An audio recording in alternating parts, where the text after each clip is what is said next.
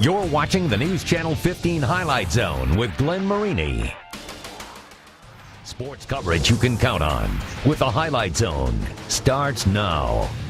My brother, he didn't even beat him at 4 years that he was here, let alone twice in one season. They were a better team, and they beat us, very simply. Going into the last game, we may have underestimated our opponent a little bit. It's not over yet.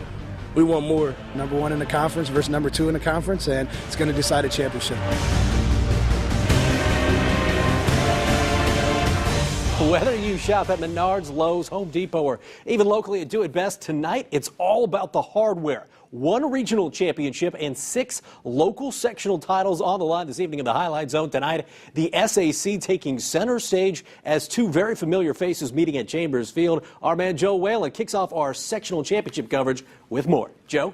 Yeah, Glenn, Northside got the best of Snyder during the regular season as the Redskins captured their first SAC championship in more than 2 decades. But the bell pales in comparison to a sectional crown, and tonight proved as much. Skins won the first showdown 27-13, not nearly as much breathing room in the rematch tonight, however. Opening drive for the Panthers goes something like this. Colton Painter to Alec Roy in stride, and number 32 doubles up to the end zone for 64 yards, and it's an early 7-zip lead, but in what would quickly become a theme for the night, Northside answers on their ensuing possession. Look at Nick Cook out of the backfield, ripping through the defense, tied at 7 after the first quarter of play after Cook punches that one in. Move ahead to the second quarter now. Some is good, more is better. Off the play action, it's Painter to Roy again. Huge gainer inside the Northside 5-yard line. That would set up a touchdown, so it's 14-7 Panthers. When the Redskins come right back, it's Mike Levitt to Kayvon Anderson. Ties us one up at 14. That would do it for the first half. We were tied. That would actually do it for regulation. We're going to overtime. It's 14-zip. Snyder got the ball first, and they would boot home a 26-yard field goal. That made it 17-14. So North needs a field goal to tie or a touchdown to win it.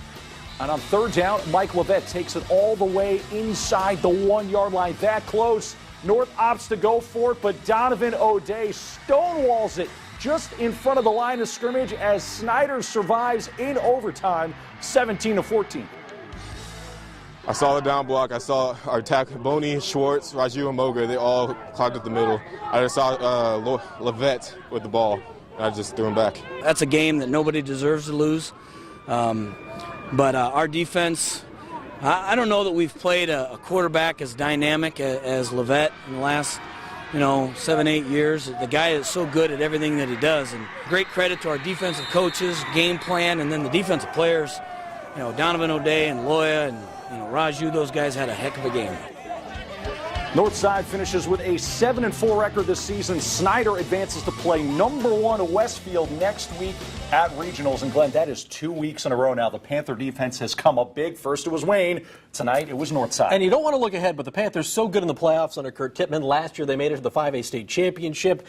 The 32 biggest schools now in 6A. I'm just saying, I know Westfield is good, but I never count out Kurt Tippmann and the Panthers in the playoffs. You shall get as your works deserve. That's what they're talking about. How about in 4A tonight? East Noble at Bishop Dwenger. Yeah, this one at Bishop Darcy. Saints looking for their 22nd sectional title as a program, and early on they were looking good. BD's first possession after forcing a 3-and-out. Tyler Tippmann, short touchdown, makes it 7-zip Saints. Still in the first.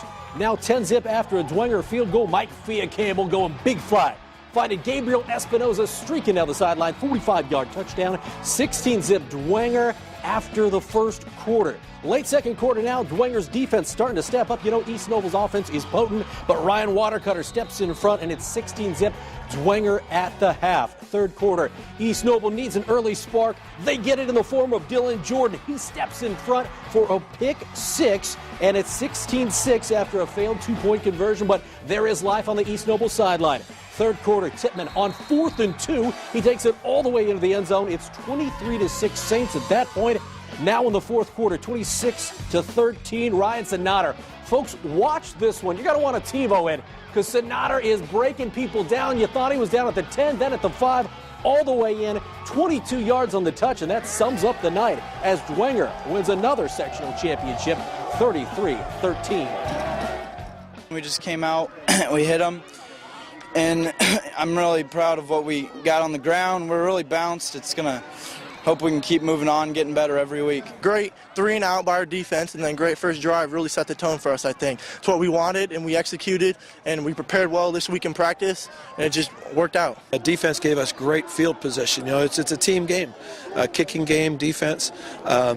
So we're real happy with that early lead. As you saw, we needed all of it.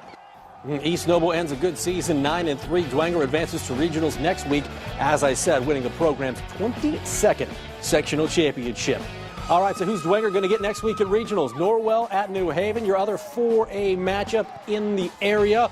Opening kick, you know what? Norwell says, we got this thing covered. Reed Judy, and Judy provides the punch. 93 yards on the opening kick. Remember, Norwell upset New Haven in the playoffs last year. 7-zip Norwell, but Van Scheer hands it to Arias Vasquez on a 3-yard touchdown, and it's 7-7.